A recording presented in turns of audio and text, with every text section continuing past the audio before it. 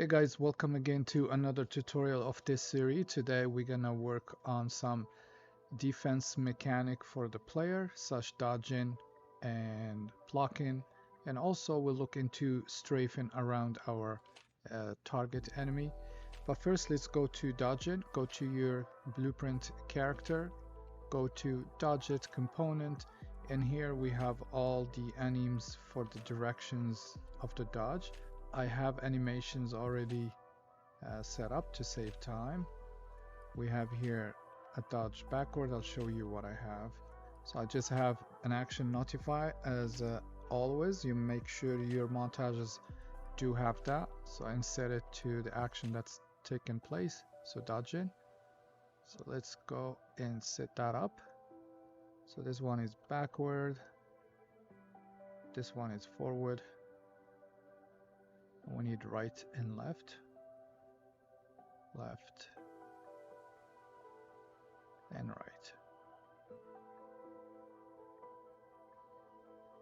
And for the roll, if you want to use that, I'm gonna just use the same forward. If I test now, we should have all our dodges: back, right, back, forward. Everything is working good. So the next step, I would like to remove stamina every time we dodge, just so we don't spam this ability. Go to the main character and combat graph and look for the dodge input, and right here I remove this skill search so it's enabled by default, and I'm gonna call remove stamina, and the amount will be 20. You can play with this value to balance how you want the game to play. And let's test it, make sure we are removing stamina. Alright, so the progress bar in the red is the stamina, as you can see, so it's removing stamina. But then we want to prevent it from happening if stamina reach a certain level. So go hit reaction, we already have it here, stamina, and if stamina great or equal, let's say 20, then we can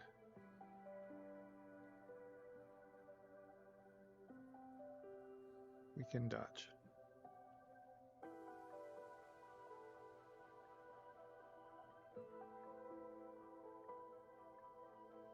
Alright, let's test again. We'll spam, see if it take place. Let's go. So as you can see, I can dodge until it hit 20.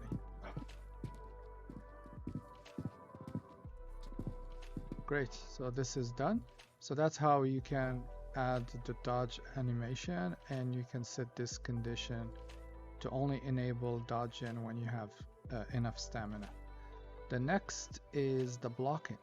We need to go to weapon state data table, and the way it works, for each weapon state you have unique setup for the montage reaction for each block. Weak, it's for heavy attacks, and firm, that means you have a firm block, that's for the light attacks from the enemy. Knockback are for the extremely heavy attacks from the enemy. So let's go ahead and try to set our montages. I'm gonna have to go my block folder. Again, I already set them up. If you need any adjustment, I'll show you how. So let's go for the slip back. This will be so weak, it will be here, and for left be this, and this one, and for this be that. I'm not gonna do the rest because I'm gonna assign my attacks only to use the higher section of the body. So next one, firm block, meaning the attacks that are coming are very light. Then I'm gonna do a slip. So slip left and right. And I'm gonna do slip back. And that's it. I don't have any knockback. I'm not gonna use them. I'm just gonna use that. If your combat require blocking with lower parts of the body, then please feel free to assign your right montage for them. So again, just to recap this, the weak montages are for heavy attacks from the enemy. Firm block reaction is for the light attacks from the enemy. And knockback is for very heavy attacks. And if we go to our enemies here and we look for under hit reaction, you see the block reaction that you can assign the direction from high to mid to low. Let's give it a try and see what we have so far. Dodge the special attack. Alright, let's see if he can attack me. Come on. There you go. As you can see, there is a pushback. It shouldn't happen because we are playing the slip away and not, there's no impact. Let's come in. Let's go. Yeah, just like that. And also you can see stamina is decreasing by default. We need to separate when we are slipping away versus when there is an impact. So we already have a variable to use to differentiate between the two. Light attack versus heavy attack. So we can use that when it's a heavy attack. We will play the pushback because there is an impact. When there is a light attack, we will skip the pushback and just let the animation play without adding any push to it. Let's go to hit reaction and look for pushback right here, pushback location. And here we have this condition. This is a blocking condition. So we can say that we can copy this here and we can add another select. So if we are blocking, if it's true, let's just clean this a bit. So if we are blocking, we must check for additional variable. It's called hit strength. Hit strength right here. And if the hit strength equal light, I set the distance to 0. If it's false, we're gonna let the system pick from the hit reaction, notify what we assigned there. Alright, let's give it a try and see what we have. Special attack. There you go. Punches, slip, yes. Very nice. My stamina is out. Run away. It was really challenging to track the enemy with that block button, especially as moving around and you're trying to avoid not to get hit from the back.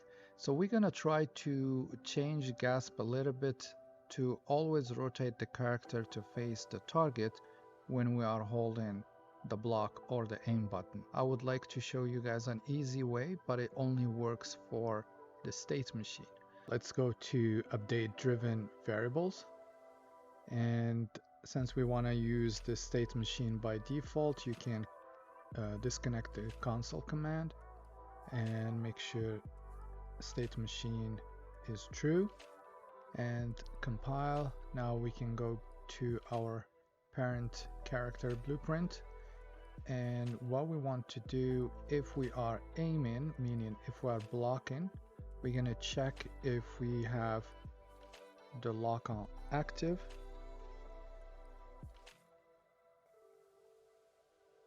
And if it's true,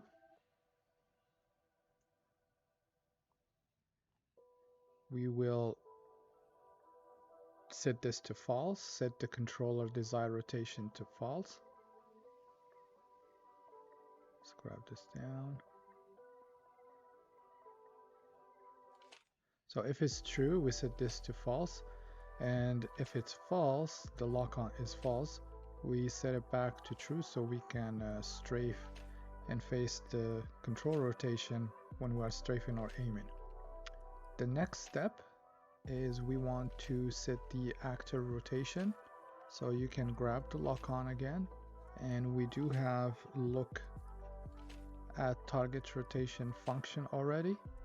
Now we can set actor rotation and simply plug this here. Okay, so I think let's tidy up this a little bit.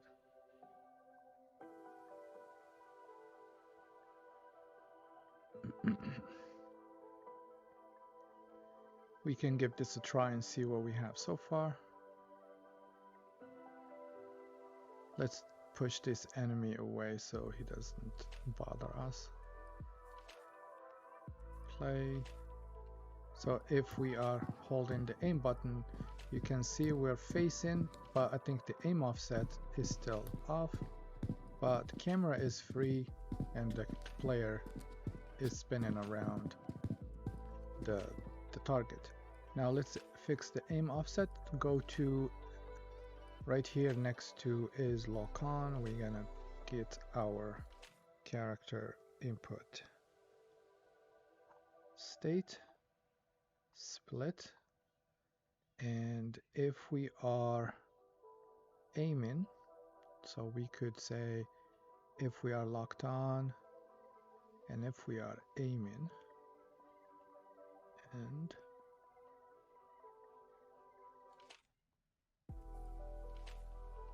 we want to set a new variable for rotation, and this one is same thing, gonna be the find or look at target rotation, and clean up a bit again. Alright, so if we are locked on and we are aiming, we set this variable lock on rotation, and we can go to get aim offset value, and here we could basically say, or you know what, we could do a check here.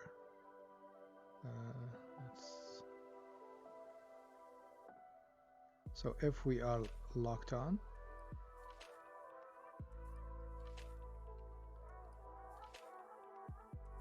we can use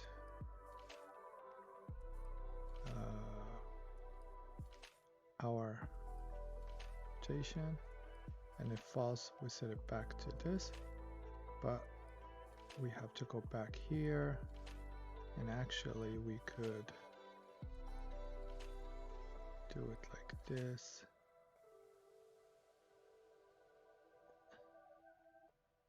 So if we are locked on and aiming, then we set lock on, then we set our rotation, and this should fix the aim offset. Let's give it a try. There you go. Our aim offset is good. Let's now try see how it looks with an actual enemy. Bring this guy here. Let's try.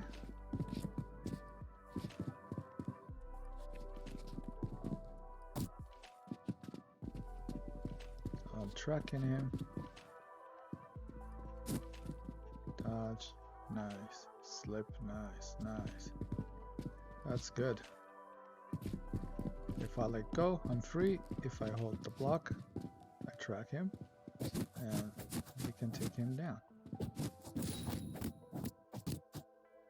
Alright guys, so this is it for today's tutorial. I hope you enjoyed it. Until then, thank you for watching.